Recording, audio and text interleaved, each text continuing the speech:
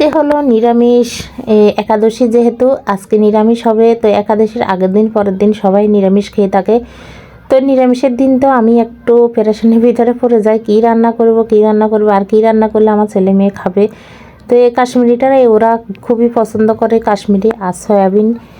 তো আমি বেশিরভাগে সয়াবিন আর তা না হলে এভাবে কাশ্মীরি রান্না করে থাকি। আজকে কাশ্মীরি রান্না করব ময়দা দিয়ে। তো অনেকে আবার ধোকাও বলে।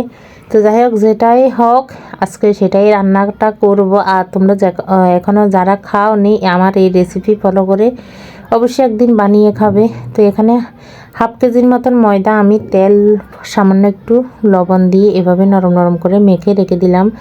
তো প্রায় যতক্ষণ রাখা যাবে ততক্ষণই ভালো। প্রায় আমি এখানে আধা ঘন্টার উপরে হবে রেখে দিলাম। তো ততক্ষণ আমি একটা তরকারি রান্না করে নিলাম। সেটা হলো গিয়ে কাঁচা কলা আর আলু, সিম, ডাঁটা সব কিছু সরিষা বাটা দিয়ে একটা নিরামিষ তরকারি রান্না করলাম। তো সেটা আর শেয়ার করব না, পরে শেয়ার করব। তো দেখো ধুতে প্রায় 7-8 বার ধোয়ার পরে এতটুক বের হয়েছে। তো এই 2 ভাগ করে নিলাম। তো এখন তেলে ভেজে নেব। কড়াইতে সরিষা আজকে সয়াবিন দিয়ে তেল দিয়ে রান্নাটা করতেছি।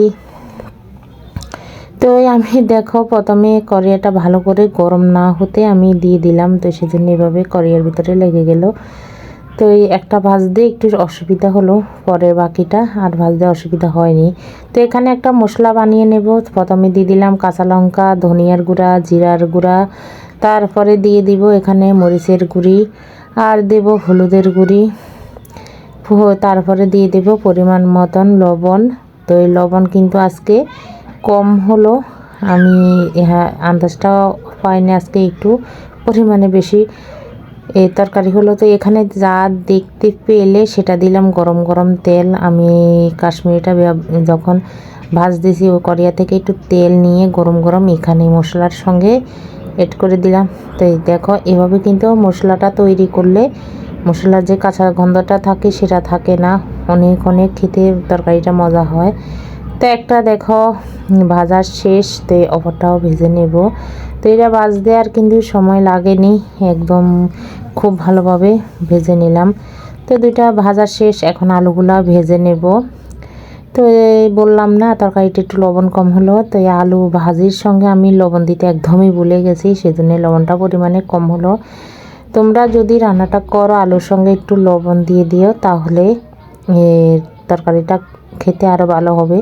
তো সবগুলো দেখো এভাবে ছোট ছোট আকারে কেটে নিলাম, মনে হয় এভাবেই খাওয়া যাবে। তো এভাবে খেলে কিন্তু তেমন একটা খারাপ লাগেনি, আমি একটা খেয়ে দেখলাম। আলুগুলা ভাজা শেষ, এখন তুলে নিলাম। এখানে দিয়ে দিতেছি আবারও তেল। তো আজকে সাদা তেল দিয়ে রান্না করতেছি, কারণ সয়াবিন সরিষার তেলের বোতলটা আমার একটু আছে, সেজন্য সাদা তেলটাই ব্যবহার করতেছি। এখানে দিলাম 5 ফোড়ন, শুকনো লঙ্কা, তেজপাতা, এলাচ, দারচিনি কিন্তু আমি শিলনোড়ায় একটু ছেঁচে দিলাম। তো সেজন্য একটু ভালো হবে।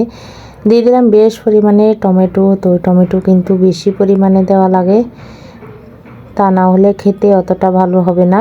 তো এই টমেটোগুলা দিয়ে তারপরে যখন মুজে আসবে তখন এই মশলাটা দিয়ে দিলাম।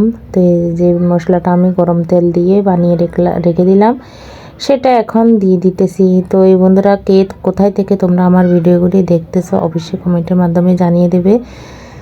আর যারা প্রথম ভিডিওটি দেখতেছো তারা অবশ্যই ফলো করে দেবে, লাইক কমেন্ট শেয়ার করবে। তো এরপর যে আমি আলুগুলো দিয়ে দিলাম, আলুগুলো দিয়ে খানিক কষিয়ে এখন এখানে গরম জল ব্যবহার করতেছি।